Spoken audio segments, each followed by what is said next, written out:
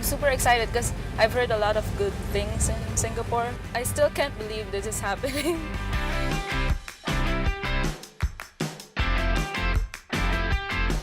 My name is Mikka. I'm from Manila, Philippines. I'm a full-time freelancer doing graphic design and web development.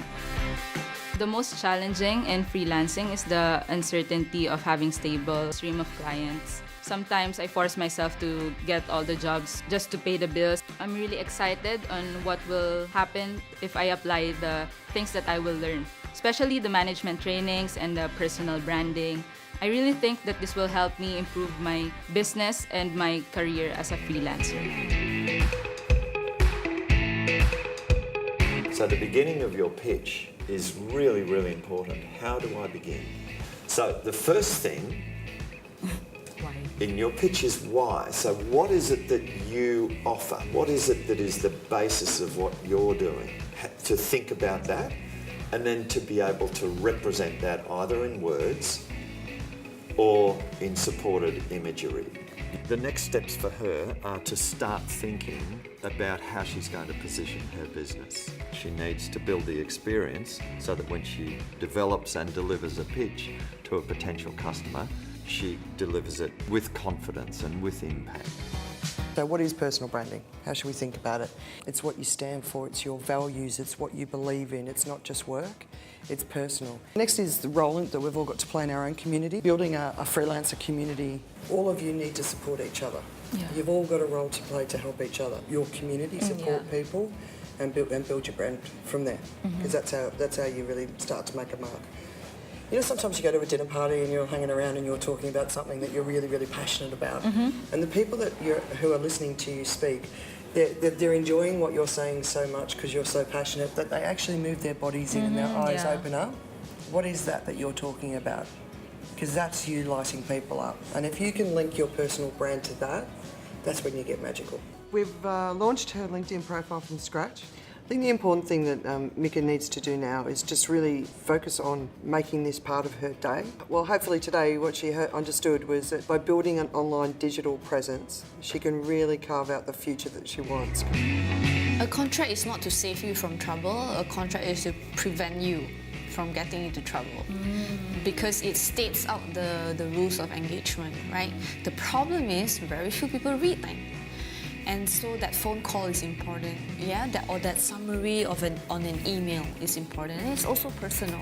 It shows that, you actually want to work with them, but you have boundaries. I was also going through some concepts around client management, and one of it is to send reports, right? To kind of update your client each week on what you've done for them. What are you doing? What are you not doing? Is she working on mine or is she working on the 15 other projects? I think she's very ready for clients of higher reputation, profile, and also spending power. We talked about how she herself can establish that reputation for herself by being very relevant, interesting to that new segment of clients. You can have a view of, what kind of message I put in a month. Each week you write one article. 3 months is 12 articles, right? You can put this together into an ebook, right?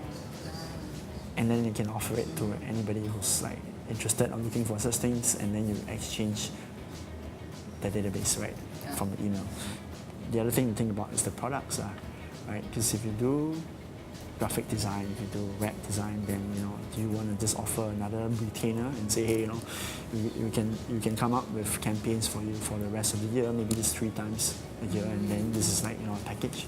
She's freelancing for many projects. It's important that she can implement things that will work sustainably for her.